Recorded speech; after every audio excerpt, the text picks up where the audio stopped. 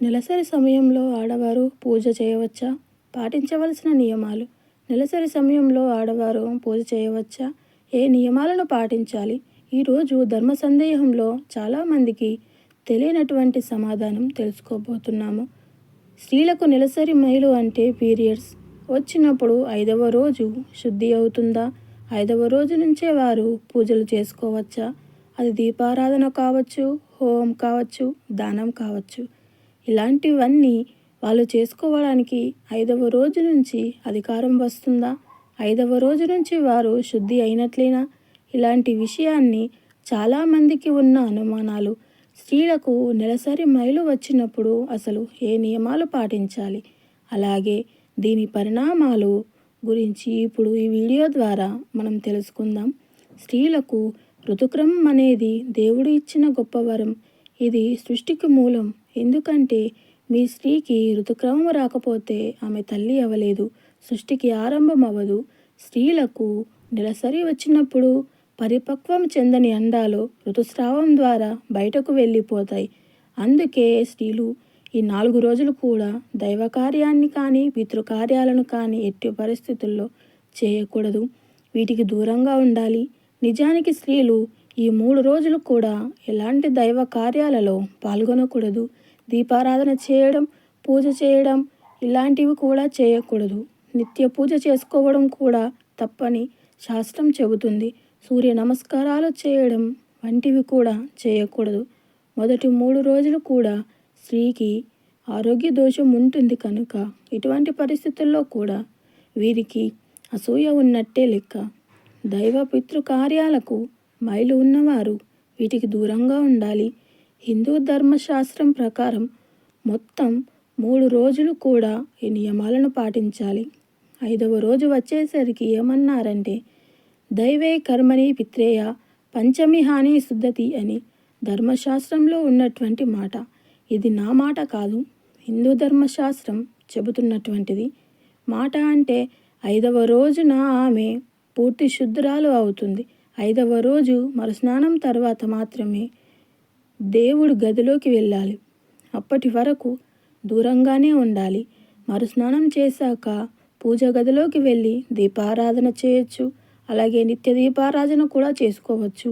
కుంకుమ పెట్టుకోవచ్చు, కాళ్ళకు పసుపు రాసుకోవచ్చు, తలలో పూలు పెట్టుకోవచ్చు, కళ్ళకు కాటుక పెట్టుకోవచ్చు, గంధం కూడా పెట్టుకోవచ్చు. తాను తాంబూలము స్వీకరించవచ్చు. అలాగే ఎదుటివారికి కూడా తాంబూలం ఇవ్వవచ్చు. పూజ గదిలో దీపారాధన కూడా చేయవచ్చు. దేవాలయాలకు వెళ్ళవచ్చు, తాను చేసుకోవచ్చు, యజ్ఞములు చేసుకోవచ్చు. ఎవరైనా వివాహానికి పిలిచిన 5వ రోజు మాత్రమే వెళ్ళాలి. 4వ రోజుల వరకు వెళ్ళకూడదు. ఈ 4 రోజులు తులసి మొక్కను ముట్టుకోవడం, తులసి మొక్కకి నీళ్లు పోయడం, తులసి దళాలను కోయడం వంటివి కూడా చేయకూడదు. అలాగే కొంతమందికి 5 రోజుల తర్వాత అంటే 7 రోజులు, 10 రోజులు, 13 రోజులు కూడా అధికంగా సాధ్యమవుతుంది. అంటే అప్పుడు కూడా వారికి అసలు అస్తిత్వం లేదు. అంటే దూరంగా కూర్చున్నా లేదు. 5వ రోజు మరుస్నానం చేసి ఇంట్లోకి రావచ్చు. మీకు 10 రోజుల స్రావం అవుతున్నప్పటికీ 3 రోజులు మాత్రమే ఆసక్తి ఉంటుంది. కానీ ఇక్కడ ఇంకో సమస్య వచ్చింది. అది ఏమిటంటే ఒకే ఇంట్లో 2-3 ఆడవాళ్ళు ఉన్నారనుకోండి. ఒకరు మైలుగా ఉంటారు. ఆమె ఒక్కతే కదా మైలుగా ఉంది, మనం కాదు కదా అని వాళ్ళు గుడికి వెళ్తుంటారు. ఇది కూడా దోషమే. అలా అస్సలు వెళ్ళకూడదు.